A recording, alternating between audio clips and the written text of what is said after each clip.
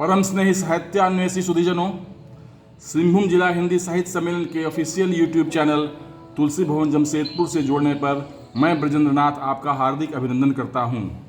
आपका यह अपना यूट्यूब चैनल राष्ट्रीय मूल्यों के प्रबल पक्षधर तुलसी भवन के मानद महासचिव आदरणीय प्रसेनजीत तिवारी जी की कल्पना का ही मूर्त रूप है। विगत 26 सितंबर को तुलसी भवन के प्रयाग कक्ष में कथा मंजरी तथा राष्ट्रकवि रामधारी सिंह दिनकर जी की जयंती कार्यक्रम का आयोजन हुआ। इस कार्यक्रम की अध्यक्षता मानद महासचिव प्रसेनजीत तिवारी जी ने की।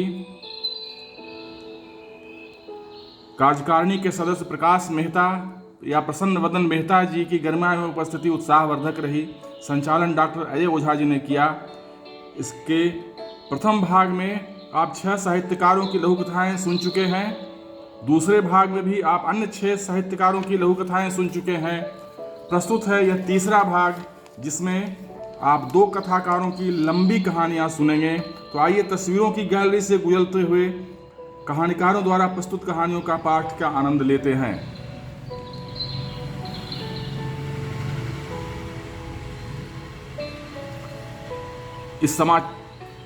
इस कथा मंजरी कार्यक्रम का समाचार चमकता आईना और प्रभात खबर में प्रकाशित हुआ था, उसकी क्लिप आप देख रहे हैं। मंच पर बैठे हुए महानुभाव बाएं से मानद महासचिव आदरणीय प्रसेनजीत तिवारी जी, प्रसन्न वदन मेहता जी और डॉक्टर अजय ओझा दिखाई दे रहे हैं। अजय जी ने संचालन किया और उनका संचालन का वक्तव्य आप भाग 1 में सुन चुके होंगे। गाजीपुरी जी ने दिनकर की साहित्य यात्रा पर लिखा हुआ वक्तव्य पढ़ा। प्रसन्न वदन मेहता जी ने दिनकर की साहित्य यात्रा पर अपने उद्गार व्यक्त करते हुए सभी सदस्यों, सभी रचनाकारों का स्वागत किया। आप उनका वक्तव्य वीडियो के भाग 1 में सुन चुके होंगे। मानद महासचिव प्रसेनजीत तिवारी जी ने भी अपना वक्तव्य दिया। आप उन्हें वक्तव्य देते हुए देख रहे हैं। उनका वक्तव्य आप प्रथम भाग के वीडियो में सुन चुके होंगे और देख चुके होंगे। तो आइए कहानियों के क्रम की ओर आगे बढ़ते हैं। इस भाग 3 में 2 कहानीकारों की लंबी कहानियां ली गई हैं। प्रदीप कुमार मिश्र जी की कहानी निशार और सुरेश चंद्र झा जी की कहानी समर्पण। आप सुने प्रदीप कुमार मिश्र जी की कहानी निशार उन्हीं की आवाज में। हम इसका पीछा नहीं छोड़ते, अच्छे भी बुरे। कल के सुनहरे दिन की प्रत्याशा में व्यक्ति आज का भयावह दिन की चीख देता है। सत्य कभी कभी व्यक्ति के जीवन को भी बदल देता है। ऐसा ही एक भयानक दिवास्वप्न हरिचरण ने देखा, जिसने उसकी जिंदगी को ही बदल कर दिया। हरिचरण बकरा काटकर उसके मांस को बेचने का व्यवसाय करता है। प्रत्येक दिन बकरा का शिरच्छेदन करने के पहले वह एक चिलम गांजा पीता। आज भी गांजा का नशा उसके सिर पर चढ़कर बोल रहा है। नशे की ऐसी अवस्था में भी हरिचरण अपने ब्रास और चाकू को पत्थर पर घिसकर उसके हाथ को पेश कर रहा है और बीच बीच में उंगली से उसके हाथ को छूकर यह भी देख रहा है कि हाथ ठीक है या नहीं। सामने बकरा का एक झुंड बकरा है, जिसके आगे का बकरा टकटकी लगाकर हरिचरण को देख रहा है और अपनी आवाज में मैं कर रहा है। अचानक हरिचरण की नजर उस बकरे पर जम जाती है।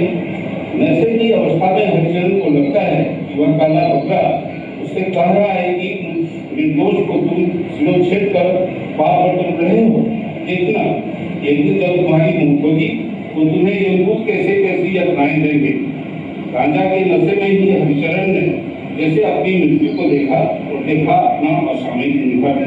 उसने देखा कि एक काले विकराल भैंसा पर बैठा वह आकाश के दक्षिण की ओर तेज गति से जा रहा है। चारों ओर भूत पिशाचों का नर्तन हो रहा है। रक्त और मज्जा उसके सर्वांग में लपेटे हुए हैं। उसके नग्न शरीर पर ऊपर से रुधिर और पीप की वर्षा हो रही है।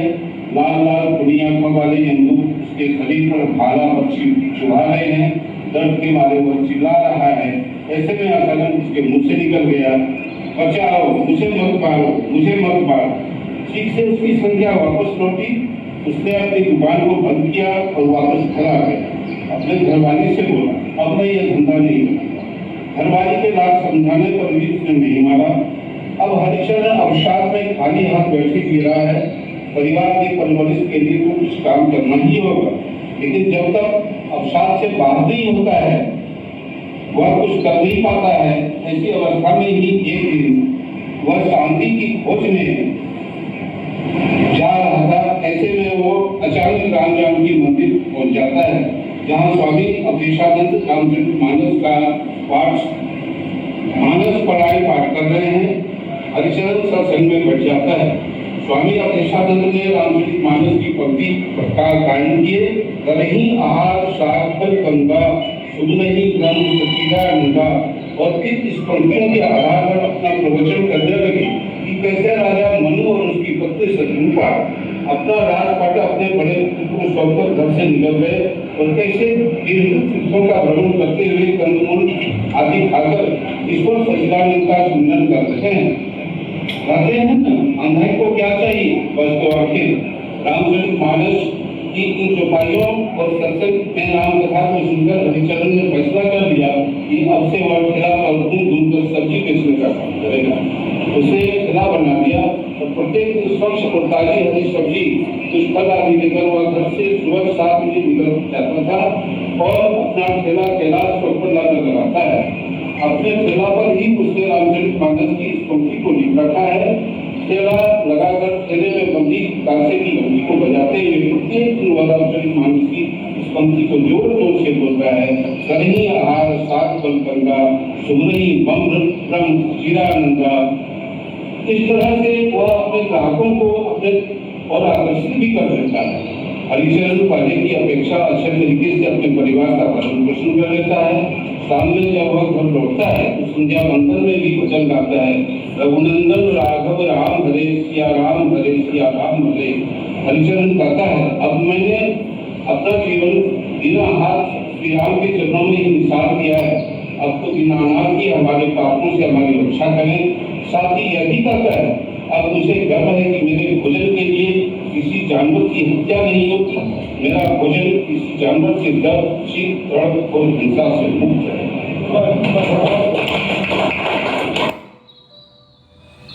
आप सुरेश चंद्र झा जी से उनकी कहानी समर्पण उन्हीं की आवाज में सुने। मैं सुरेश चंद्र झा, हिंदी का एक कथाकार। आज की कहानी समर्पण। यह कहानी उन दिनों की है, या यूं कहें उन दिनों से प्रेरित है जब 70, 80 और 90 के दशक हुआ करते थे। और उन्हीं दशकों की ये कहानी है। तो कहानी शुरू करता हूँ। समर्पण। आज की कहानी भी उसी 70 के दशक की ही है। यह कोई आप बीती नहीं, वरन पास बीती तो अवश्य है। कथानक का परिवेश कैसा भी हो, कथाएं वही स्मरण रहती हैं जो कहीं न कहीं मन को छू जाती हैं। हर कथा आदर्श हो यह जरूरी तो नहीं होता, पर मानवीय संवेदनाओं से जो परे न हो वही तो मन में कहीं न कहीं घर बनाने की जुगत रखती हैं। 70 के दशक की प्रेम कहानी वर्तमान प्रेम कथाओं से बहुत भिन्न हुआ करती थी। आज का समय किसी प्रेमी प्रेमिका को सब कुछ कहने या करने का सामाजिक अवसर देता है। उस समय यह खुलापन नहीं था, चाहे विचारों का हो अथवा कृत्यों का। मानव मन है, पहले भी यही था, अब भी यही है। अंतर वातावरण और बदले परिवेश का है। कॉलेज का परिवेश, ऑनर्स की पढ़ाई, लड़कियों की अलग बेंचें, लड़कों की अलग। प्यार की शुरुआत नज़रों से ही होती हैं। नज़रें मिली और एक खिंचाव उत्पन्न होता है। और फिर नजरें चुराना या आंखों से आंखों की बातें। नीलम देखने में सुंदर, सब लड़कों की आंखों की नींद उड़ाने लायक। क्लास में कभी कभी सुमित से नजरें चार हो जाती। सुमित को भी वह बहुत भाती, खासकर उसकी हिरनी सी आंखें।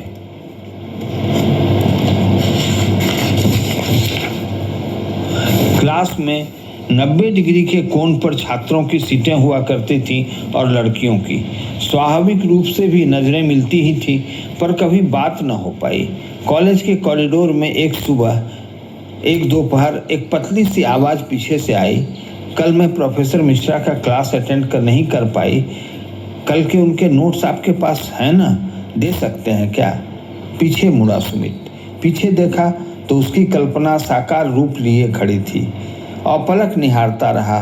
इंटर में पढ़े हुए सारे श्रृंगार गीत मानो काव्य बनकर उसके सामने खड़े हो गए हों।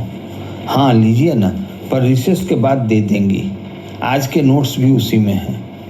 हाँ, मैं अभी अगली पीरियड के बाद ही दे दूंगी। कॉफ़ी लेकर वह कॉमन रूम की ओर चली गई और सुमित जाती हुई काया को देखता रहा और फिर स्टेडियम की ओर चला गया, लीजर पीरियड सदा की तरह दोस्तों के साथ बिताने। अब आंखों की भाषा थोड़ी बदल गई थी। क्लास वही, सहपाठी वही, वातावरण वही, पर मौन संवाद सुखद परिवर्तन लिए हुआ था दोनों के बीच। यदा कदा बातें हो जाया करती, वो भी कॉलेज के कॉरिडोर में ही। जब भी उसे कुछ ज़रूरत होती वह बोलती। सुमित भी यथासंभव हर वह चीज़ करता जो वह मांगती। वह साइकिल से कॉलेज आता। एक दिन साइकिल पंक्चर हो गई जब वह कॉलेज के बाद घर लौट रहा था। वह पैदल साइकिल को घसीटते हुए जा रहा था कि अचानक एक रिक्शा बगल में आकर रुका। नीलम रिक्शे में बैठी थी। अरे कैसे पैदल जाओगे, साइकिल घसीट कर? साइकिल को रिक्शे पर उल्टा रखकर बैठ जाओ मेरे पास, आगे दुकान पर, पंक्चर की दुकान पर उतार लेना। नीलम ने कहा। नहीं, अच्छा नहीं लगेगा, मैं चला जाऊंगा। सुमित नर्वस सा हो गया सड़क पर। अरे क्यों जिद करते हो, हम दोनों मिलकर पकड़ कर बैठ जाएंगे ना, आओ, बोलकर खिसक गई सीट पर एक और। हम कब आपसे तुम पर आ गए पता ही न चला। अजीब सी स्थिति हो गई थी, लेकिन वह 13 मिनटों का सफ़र सारी उम्र के लिए एक याद बन गया। छोटे छोटे प्रसंग उस वक्त के आज भी सुमित को एक मीठा एहसास दे जाते। कहीं कोई इजहार नहीं, कहीं कोई इसरार नहीं, पर एक केमिस्ट्री थी दोनों के बीच जो दोनों को एक दूसरे से जोड़े रखती। उन दिनों मेडिकल इंजीनियरिंग कॉलेज में दाखिला प्राप्त अंकों के आधार पर हुआ करता था। पिछले साल अच्छे नंबरों से दोनों पास हुए थे। उसने बायोलॉजी ले रखी थी, सुमित ने प्योर साइंस। वह मेडिकल पढ़ने चली गई और सुमित इंजीनियरिंग की पढ़ाई में लग गया, IIT। 5 वर्ष बीत गए। सुमित जब भी घर आता उसके मोहल्ले की ओर जरूर जाता। उसके दोस्तों में भी यह मूक बधिर प्यार काफ़ी मशहूर था। 5 साल बाद सुमित जब घर आया तब तक वह असिस्टेंट इंजीनियर बन चुका था। सरकारी नौकरी थी बिजली विभाग में। वह सदा की तरह उसके मोहल्ले की ओर निकल गया। कॉलेज के दिनों में उन दोनों के बीच एक दिन तय हुआ था कि जो रात भर पढ़ाई करेगा अपने रूम की खिड़की में एक रुमाल टांग देगा। वह खिड़की बंद भी रहेगी तो समझ लेगा कि वो सोई है। अगर मेरी खिड़की में रुमाल मिले तो वह सड़क से ही समझ लेगी कि देर रात तक पढ़ाई की है और अब तक आराम हो रहा है। जब ऐसा नहीं हो तो आंखों से आंखों की बातें तो होती ही थी। 5 साल बाद सुमित को खिड़की में रुमाल लगा दिखा। सुमित की खुशी 7वें आसमान पर थी। इसका मतलब दुर्गा पूजा की छुट्टी में वह भी आई थी। सुमित ने घर जाकर तुरंत फ़ोन से उसके घर का नंबर डायल किया। उसके पिताजी ने फ़ोन उठाया। कौन बोल रहे हैं? मैं सुमित अंकल। कैसे हो बेटा? अंकल ने पूछा। ठीक हूँ। नीलम आई है क्या अंकल? हाँ, परसों ही आई है, अभी फ़ोन देता हूँ, बोलकर अंकल ने नीलम को आवाज़ लगाई। हेलो सुमित। वही प्यारी सी मधुर मंदिर की घंटियों वाली आवाज़। हाँ मैं सुमित। कब आई? अभी रहोगी ना? फंसी फंसी सी आवाज़। अब यहीं आ गई हूँ, यहीं MS कर रही हूँ ना। 5 महीनों से रुमाल लगा कर रखा था खिड़की में कि तुम छुट्टियों में तो आओगे ही। हाँ, इस बार छुट्टी मिल ही नहीं पाई, बहुत दिनों बाद ही आ पाया। ठीक है, कल से पूजा शुरू है, तुम्हारे पंडाल में आऊँगी ही, वहीं मिलते हैं कहकर उसने फ़ोन काट दिया। दूसरे दिन अपने दुर्गा स्थान पर वह प्रतीक्षा करता रहा। पूजा, आरती, पुष्पांजलि सब खत्म हो गए, पर वह न आई। शाम में वह पंडाल में ही था कि वह तेज कदमों से चलती हुई उसके पास पहुंची। सॉरी, सुबह हॉस्पिटल जाना पड़ गया, हमारे डीन ने बुलवा लिया था एक इमरजेंसी ऑपरेशन में। वह उसे देखता रह गया। डॉक्टरों वाली गंभीरता नहीं, वही चपलता जो आज से 5 वर्षों पहले थी, वही दुनिया से लड़ने के तेवर, वही सब कुछ भी तो नहीं बदला था। उस छुट्टी में बहुत बार दोनों मिले, कभी उसके घर, कभी बाजार में और कभी अपने घर या रेस्टोरेंट में। उसने कहा चलो हम साथ रहने का एक सर्टिफिकेट ले लेते हैं दुनिया से, लेकिन सामाजिक परिवेश कहीं आड़े आ रहा था। हालांकि दोनों एक ही जाति समुदाय से थे, पर सामाजिक मान्यताएं कुछ ऐसी थीं कि लड़की वाले ही लड़के वाले के घर जाते लड़के की बात करने। उसके पिताजी कहीं जाने वाले नहीं थे, बेटी डॉक्टर है तो लोग खुद ही अप्रोच करेंगे। और सुमित के पिता सरकारी बड़े ओहदेदार, बेटा इंजीनियर, सामाजिक मान प्रतिष्ठा में काफ़ी ऊंचे, लड़के वाले क्या लड़की वाले से लड़की का हाथ मांगने जाएंगे। सुमित अच्छी तरह समझता था दोनों परिवारों की मानसिकता। 1-2 बार उसने हिम्मत जुटाई, पर घर वालों के तेवर देखकर उसकी रही सही हिम्मत जवाब दे जाती थी। उधर नीलम भी अपने पिता को नहीं बोल सकती थी। इशारों से माँ को कहा भी कि पापा को सुमित के यहाँ भेजो ना शादी की बात करने, पर पिताजी के तेवर माँ ज़्यादा समझती थी, लिहाजा कहीं कोई स्कोप नहीं बचा था। छुट्टियाँ खत्म हुई। सुमित जाने से पहले नीलम से उसके मेडिकल कॉलेज के कैंटीन में मिलने गया था। नीलम ने पूछा फ़ोन से, कब जा रहे हो? जाने से पहले हम लोग मिल सकेंगे ना? सुमित ने कुछ नहीं कहा। बोला कल उसके हॉस्पिटल पहुंच गया। उसके प्यून से संदेश भिजवा दिया कि डॉक्टर नीलम को बुला दो। वह बाहर आई, सुमित को इशारा किया कि कैंटीन में चलो, मैं वहीं आती हूँ। कैंटीन के कोने वाली टेबल पर सुमित जा बैठा, कॉफ़ी का ऑर्डर दिया। दोनों की कॉफ़ी आ गई थी, पर नीलम का कहीं पता न था। उसने दोनों कप कॉफ़ी खुद ही पी ली। तकरीबन 15 मिनटों के बाद तेज चलती हुई नीलम आई। सॉरी सुमित, बहुत देर हो गई, लेक्चर चल रहा था, पूरी तरह फ्री हो गई। सुमित बोलता कम और सोचता ज़्यादा था। चुपचाप मुस्कुरा दिया, कोई बात नहीं, लेकिन इतनी बार कॉफ़ी पी चुका हूँ कि अब और नहीं पीने की जिद करना। चलो कुछ खाना ऑर्डर करते हैं। नीलम सामने कुर्सी पर बैठी थी, उसके हाथ सुमित के हाथों को धीरे धीरे थपथपा रहे थे, टेबल के ऊपर मानो दिलासा दे रहे हों देर तक इंतजार का दुख झेलने के लिए। सुमित ने उसकी आंखों में देखा, वही बड़ी बड़ी गहरी झील सी आंखें। उसने मुस्कुरा कर कहा, आज का ही दिन बचा है ना, कल से तो देखने को भी तरस जाएंगे हम लोग। सब कुछ था पर कुछ नहीं था कल के लिए सिवा अतीत के। दिवस पंछी की तरह होते हैं, देखते देखते ओझल हो जाते आंखों से, बस उनके पंखों की फड़फड़ाहट की गूंज बची रह जाती है। सुमित ने तय कर लिया था कि वह किसी और को अपनी जीवन संगिनी नहीं बना सकता, लिहाजा उसने घर वालों के दबाव के आगे घुटने नहीं टेके। वह वहाँ से नौकरी छोड़ चला आया दिल्ली। मेट्रो रेलवे में एक बेहतर विकल्प उसे नजर आया था, वो यहीं आकर उसने ज्वाइन किया। व्यस्तता में मन के विषाद भुलाने का प्रयत्न करता रहा। 7 वर्ष यूं ही देखते देखते बीत गए। रीते सपनों को लिए वह वक्त यूं ही कटता नहीं, पर यदि जिम्मेदारियों की छाप पीठ पर लग गई हो तो वक्त ऐसे बीत जाता है। पूरा समय अपने काम पर ध्यान देता रहा। सुमित व्यस्तता कम से कम यादों के सायों से मुक्ति दिला ही जाती है। देर रात घर लौटता, फ्रिज से कुछ निकाल कर खा लेता और थका मांदा सो जाता। दूसरी सुबह फिर अपने साइट पर पहुंच जाता। सर, कल एम्स के पास मेट्रो का कुछ झमेला चल रहा है, आपको आना होगा। साइट इंजीनियर के कहने पर अगले दिन सुमित एम्स की ओर गाड़ी ड्राइव करने लगा। वहाँ एम्स के प्रतिनिधि स्वरूप कुछ चिकित्सक आए थे। कैंपस के पास वे पास से जाती मेट्रो लाइन के विषय में बातें करने। डॉक्टरों की भीड़ में उसे वह चेहरा नजर आ गया जो उसके कुंवारेपन का कारण था, यानी नीलम।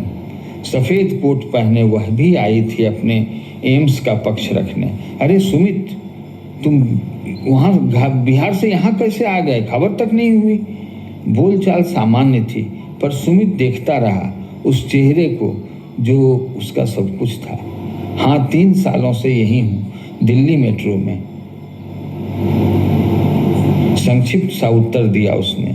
दोनों संभले हुए थे। सिर्फ मुद्दे की बात करेंगे, अपने अपने पक्ष रखेंगे, उसके बाद ही व्यक्तिगत बातें हों। दोनों की समझ में यह बात महत्वपूर्ण थी। तकरीबन 20-25 लोग थे दोनों तरफ से। सुमित और नीलम के बीच यह तय हो गया था कि मेट्रो रेल कैसे उस बिल्डिंग को डिस्टर्ब किए बिना निकल जाएगी। टेबल टॉक खत्म हो गया था। नीलम ने साथ के डॉक्टरों को इशारा किया तो वो लोग चले गए। सुमित ने अपने सबॉर्डिनेट्स को अपने अपने काम पर लगे जाने का आदेश दिया। अब दोनों अकेले थे। तो सुमित, कैसा चल रहा है? नीलम ने पूछा। बस घिसट रही है जिंदगी। सुमित खोया था उसके चेहरे में। कहाँ रहते हो? नीलम ने पूछा। लाजपत नगर में, सुमित ने छोटा सा उत्तर दिया। शाम में फ्री हो? नीलम ने पूछा। हाँ, 8 बजे के बाद तो फ्री ही हूँ। दरअसल ऑफिस में ही देर हो जाती है, सुमित का जवाब था। ठीक है, आज 8 बजे आ जाओ ना मेरे फ्लैट में, यहीं एम्स के पास ही है। नीलम ने अपने फ्लैट का पता बताया। ठीक है, मैं आ जाऊंगा, सुमित ने कहा। आज नीलम का फ़ोन नंबर मिला था दिल्ली का। सुमित ने नोट कर लिया अपनी डायरी में। वह पूरा दिन अन्य दिनों की तरह नहीं था सुमित के लिए।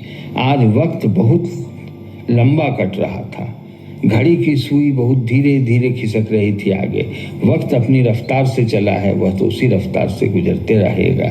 8 बजे के 10 मिनट पहले ही सुमित उसके फ्लैट पर पहुंच गया। साथ में आते वक्त उसने चॉकलेट पैक करवा लिया था। नीलम को बहुत पसंद थे। सोचा क्या पता इतने वर्षों में नीलम के बच्चे भी हो गए हों, बच्चों के भी काम आएंगे।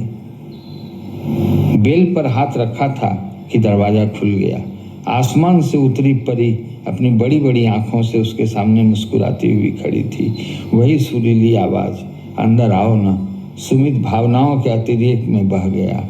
सोफे पर बैठा प्रतीक्षा कर रहा था कि कोई और आए, शायद नीलम का पति या उसके बच्चे। पर मुस्कुराती हुई नीलम सामने सोफे पर आकर बैठी तो वह उसे देखता ही रह गया। कैसी हो नीलम? सुमित की फंसी फंसी सी आवाज थी। ठीक हूँ, जीती जागती वन पीस। नीलम का वही अंदाज। और कोई दिख नहीं रहा? कौन दिखेगा, मैं तो अकेली रहती हूँ। आज तो बस तुम हो और मैं। अब बातों का सिलसिला चल पड़ा। नीलम ने बताया था कि घर वालों के दबाव से तंग आकर आ गई थी और उसने शादी से इनकार कर दिया। सुमित, तुम्हारे कितने बच्चे हैं? पत्नी हो तब ना बच्चों की कल्पना होगी। सुमित ने कहा, मैंने शादी तो नहीं की, इसीलिए यहाँ चला आया। दोनों एक दूसरे की आंखों में झांकते रहे। इतना अगाध समर्पण, वह भी बिना किसी संवाद के। वर्षों बीत गए, पर एक दूसरे के प्रति समर्पण का वह भाव वही था जो 13 वर्षों पहले था। सुमित ने हाथ बढ़ाया। नीलम ने उसे प्यार से थाम लिया। नए जीवन की यह शुरुआत थी। मन का बंधन, नेह के बंधन का कहीं कोई विकल्प नहीं होता। भावनाएं कुचली जा सकती, पर तयशुदा वक्त तक नेह कभी न कभी उसी रूप में प्रस्फुटित होता ही है, यदि नेह पावन और समर्पित हो एक दूसरे के प्रति। धन्यवाद। तो मित्रों, यह कहानी आपको अवश्य पसंद आई होगी। आप चैनल को सब्सक्राइब करें, लाइक और शेयर करें और बेल आइकन अवश्य दबा दें ताकि कोई भी नया वीडियो अपलोड होने पर उसकी सूचना आपको मिल जाए। और आप अपनी टिप्पणी कमेंट बॉक्स में अवश्य डालें। मिलते हैं एक और कार्यक्रम के एक और वीडियो के साथ। धन्यवाद, बहुत बहुत धन्यवाद।